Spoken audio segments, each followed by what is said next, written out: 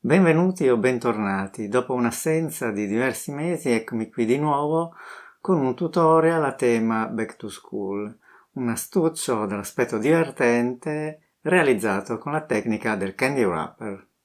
Se ci sono termini o procedure nel video che non vi sono chiari, sotto in descrizione potete trovare i link a tutorial specifici che vi saranno d'aiuto. Sempre in descrizione ci sono le indicazioni per ottenere i rettangoli base necessari per realizzare l'astuccio. Ho tenuto da parte questi vecchi volantini perché mi piaceva molto il colore dello sfondo e l'arancione sarà proprio il colore dominante dell'astuccio. Lo seleziono servendomi delle finestre di controllo presenti sui rettangoli base. Le basi sono molto comode perché fanno da guida per il taglio e non c'è bisogno di riportare misure. Procuratevi solo un taglierino ed un righello. Con dello scotch per pacchi trasparente plastifico le tessere. Ricordatevi di rivolgere la parte selezionata del rettangolo sul lato adesivo dello scotch. Cercate di evitare le grinze e trovate un modo per tenere fermo il nastro adesivo. Con delle forbici ritaglio i bordi. Non serve essere precisissimi. Queste operazioni vanno fatte per tutte le tessere del progetto. Per ottenere la forma che voglio dell'astuccio devo ricorrere alla rastremazione ed usare progressivamente anelli di dimensioni più piccole. Vediamo quali e quante tessere servono.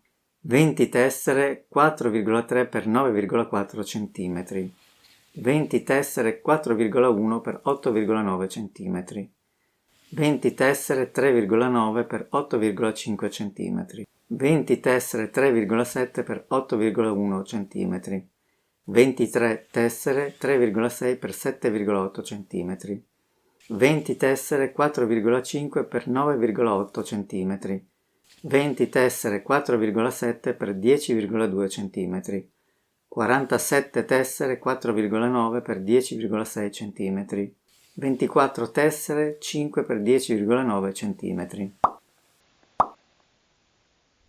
Continuo a tenere i rettangoli sempre divisi in base alla loro dimensione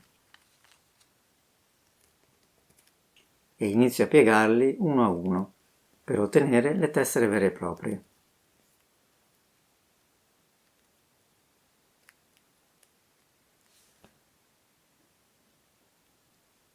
Buona parte dell'astuccio è composto da anelli di 20 tessere ciascuno, quindi inizio per il momento ad assemblare le tessere per formare le diverse righe. Cercate di far capitare su un lato i colori che avete selezionato con i rettangoli base.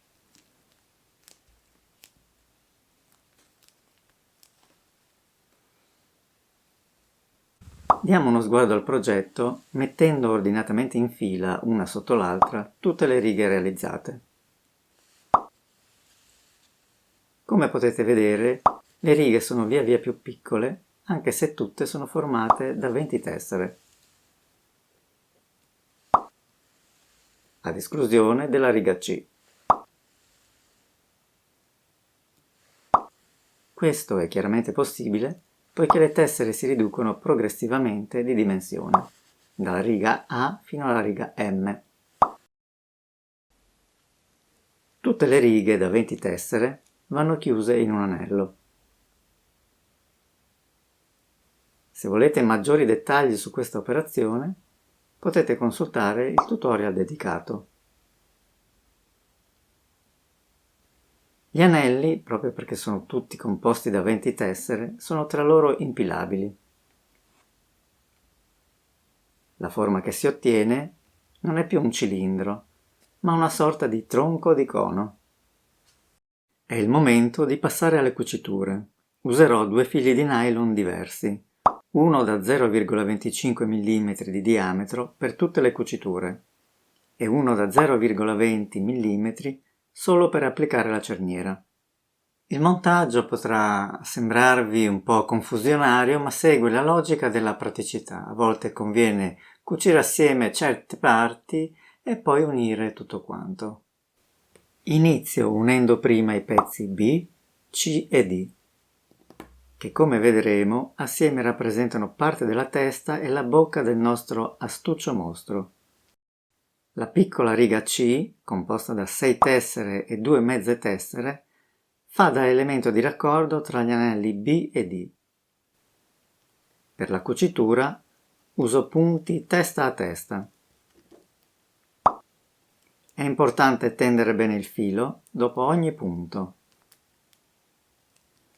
Per rinforzare questa parte, che sarà soggetta ad una certa sollecitazione, provvedo a cucire non solo l'esterno, ma anche l'interno del pezzo. Completata la cucitura, verifico subito se è robusta e ben fatta. Procuratevi una cerniera lunga almeno 18 cm, che abbia una fettuccia abbastanza larga. Questa misura 3,2 cm. La cerniera, fissata tra gli anelli B e D, rappresenta la bocca del personaggio che sto creando. Ma è anche l'apertura dell'astuccio. Se la fettuccia è troppo stretta, non si potranno fissare con il nylon i punti necessari per dare un ancoraggio saldo alla cerniera. Se volete qualche informazione in più su come cucire una cerniera, potete guardare il video sulla pochette. La disposizione della cerniera rispetto alle tessere non è la stessa, ma i passaggi del filo tra le tessere, il fissaggio dei punti sulla fettuccia, seguono lo stesso principio. Con un disegno vi faccio vedere schematicamente come iniziare e concludere l'intera cucitura. Prendo del filo lungo quanto basta, fisso un'estremità tra le tessere e arrivo in 1. Qui metto il primo punto. Passo con l'ago tra i tunnel della tessera, arrivo in 2 e fisso il secondo punto. Proseguo in questo modo, fissando tutti gli altri punti fino al 13°. Prendo un altro pezzo di filo e, come fatto precedentemente, lo fisso sulle tessere, per poi portarmi in 14, dove metto il primo punto della nuova cucitura. Passo con l'ago tra i tunnel della tessera, arrivo in 15 e fisso il secondo punto. Proseguo in questo modo, fissando tutti gli altri punti fino al numero 28. Infine, porto le due estremità libere dei fili all'interno, le fisso bene alle tessere e poi annodo. Durante il fissaggio dei punti, sto attento a non formare grinze sulla stoffa. E mi assicuro di tenere tutti i punti allineati tra loro, in modo da non creare zone di tensione. Completata la cucitura, provo la cerniera più volte, aprendola e chiudendola.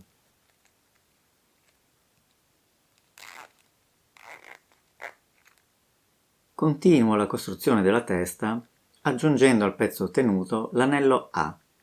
Fatta la bocca del personaggio, bisogna occuparsi degli occhi. Per realizzarli uso dei bottoni da cucito rotondi con diametro di circa 1,7 cm. Scegliete il tipo e i colori che preferite, a 2 o 4 fori, ma che abbiano dimensioni opportune. Scegliete anche il colore del filo per cucirli. Gli occhi devono essere posizionati mantenendo un rapporto di simmetria con la bocca. Per fissare saldamente il bottone è d'aiuto un secondo bottoncino collocato all'interno. In questo caso io non ho usato un vero e proprio bottone, ma un pezzetto di plastica a cui ho praticato 2 piccoli fori. Passo il filo ripetutamente attraverso i bottoni e in una fessura tra le tessere, fino a quando la cucitura mi sembra sufficientemente salda e robusta. Completo la testa chiudendo la sommità con 4 monotessere, ricavate da tessere 5x10,9 cm. Anche qui le cuciture sono tutte testa a testa. Tendete bene il filo ogni volta e accompagnate le monotessere, affinché mantengano la piega che devono assumere. Per maggiori informazioni su come realizzare le monotessere, guardate il tutorial dedicato al quaderno ad anelli. Completata la testa, posso passare al resto del corpo. Parto cucendo inizialmente assieme solo gli anelli E, F, G, H e D. Per queste operazioni posso usare dei banali punti di piatto.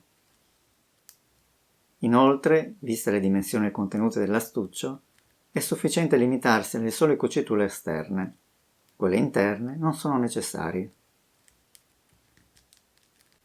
Ora unisco assieme gli ultimi due anelli rimasti, L ed M. Anche per questi vanno bene i punti di piatto. Gli anelli L ed M rappresentano il fondo dell'astuccio. Per chiudere queste estremità sono necessarie 3 monotessere, ricavate da tessere di 3,6 x 7,8 cm. Osservate come vanno piegate le tessere agli angoli e gli spazi che si creano per posizionare le monotessere. Con punti testa a testa fisso le monotessere sull'anello M. Anche per questa chiusura è importante tendere bene il filo ad ogni passaggio e accompagnare le monotessere per far sì che mantengano la piega giusta. Sono ormai quasi alla fine. Unisco le due parti del corpo. E per concludere, non resta che cucire il corpo alla testa.